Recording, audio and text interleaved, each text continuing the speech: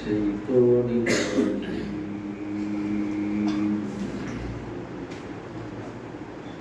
بسم الله الرحمن الرحيم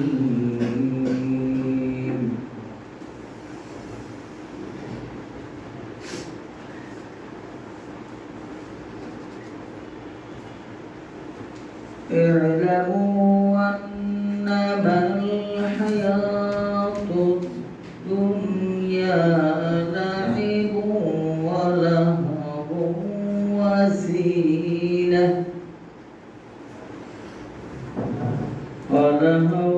وزينة وتفاخر بينكم وتكاثر في الأموال والأولاد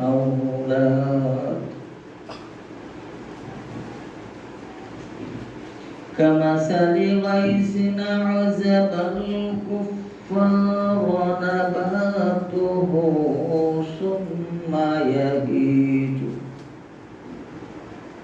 ثم يهيج فتراه مصفرا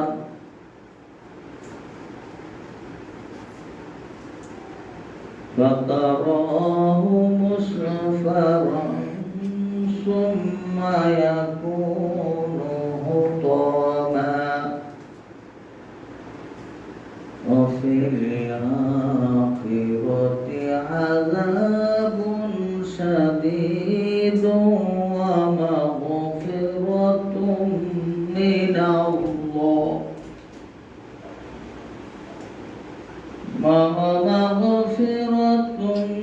من الله ورضوان وما الحياة الدنيا إلا متاع الغرور صدق الله العظيم সম্মানিত সঞ্চালক পরিচালক আমার সামনে উপবিষ্ট আজকের এই অগ্রসর কর্মী ভাইদের শিক্ষা প্রোগ্রামে অগ্রসর কর্মী ভাইয়েরা আসসালামু আলাইকুম ওয়া রাহমাতুল্লাহি ওয়া বারাকাতুহু। আমি আপনাদের সামনে দার্স হিসেবে মহাগ্রন্থ আল কোরআনের সূরা হাদীদের 20 নং আয়াত তেলাওয়াত করেছি, যার সরল অনুবাদ ভালোভাবে জেনে নাও। ই'লামু আন্নামাল হায়াতুদ দুনিয়া, দুনিয়ার জীবনটা কি তোমরা ভালোভাবে জেনে নাও। দুনিয়ার জীবনটা হলো খেল তামসা, লাইবুন অলাহাবুন অনর্থক কথা কাজ, অজিনাতুন বাহ্যিক চাকচিক্য ও সৌন্দর্য, অতাফাকুরুম বাইনাকুম অহংকারের প্রতিযোগিতা, অতাফাকুরুম ফিল আমওয়ালি ওয়াল আওলাদ ধন সম্পদ ও জনসম্পদ কীর্তির সীমাহীন চাহিদার, কামাসালে গায়সিন আযাবাল কুফার নাবাতু, এর উপমা হলো বৃষ্টি, শুকিয়ে চৌচির হয়ে যাওয়া মাঠে উৎপন্ন মনোমুগ্ধকর শস্য, যা দেখে কৃষকের মন আনন্দে নেচে ওঠে। সুম্মা ইয়াহিজু ফাতারাহু মুসফারা, আবার নিষ্ঠুর খরায় পুড়ে গিয়ে তা হলুদ বর্ণ ধারণ করে। সুম্মা ইয়াকুনু হুতামা,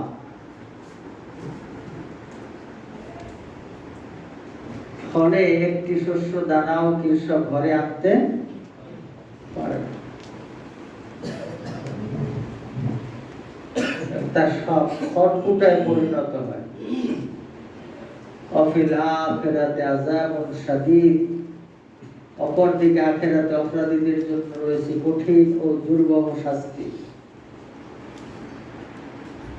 মাগফিরাতুম মিনাল্লাহি ওয়া রিদওয়ান, এবং আল্লাহর পক্ষ থেকে সৎকর্মশীলদের জন্য রয়েছে ক্ষমা ও পরম সন্তুষ্টি।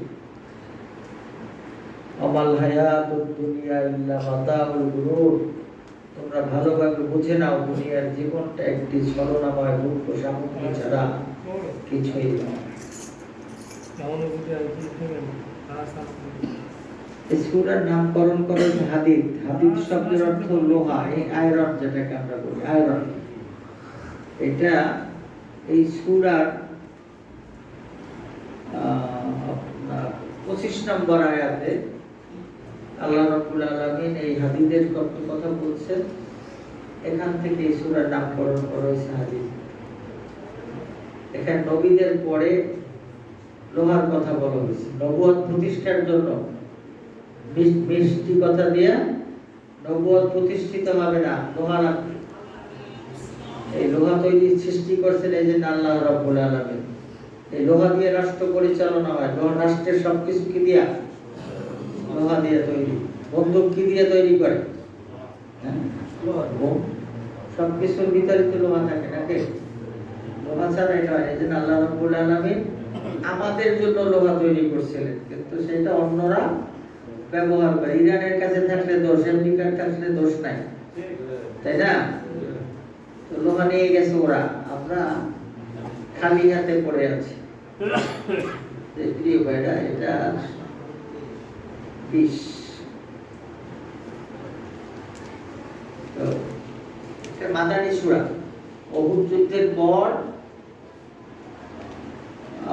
আপনার বায়াতের দোয়া,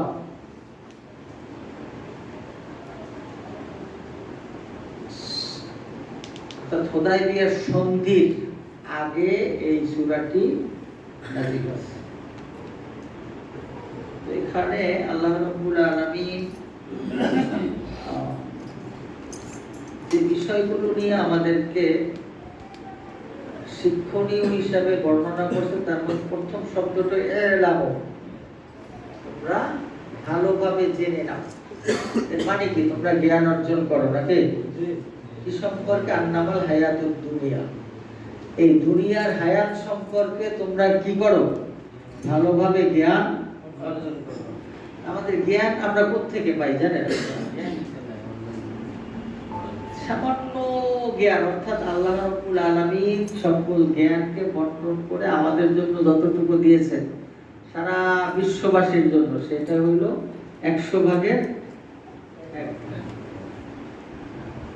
সেটাকে বলা যায় যে মানে সমুদ্রের পানির ভিতর যদি সুইচ থাকে, যেটা দিয়ে সেলাই করে সুইচ দেখা হয়, তার মাথায় যে পানিটুকু আসে এতটুকু হয় না। সেখান থেকে আমরা মহাজ্ঞানী নাকি? কত দেখবেন চায়ের দোকানে বসে যে কত জ্ঞানের কথা, হ্যাঁ আছে না? দেশ পরিচালনার যোগ্যতা রাখেন ইনশাআল্লাহ। সেই জায়গায় আমাদের যে জানার বিষয়টা, সেটা হলো যে দুনিয়ার জীবনটা আমাদের জন্য যে জ্ঞান অর্জন করতে হবে, সেই জ্ঞানের মূল উৎস কোথায়?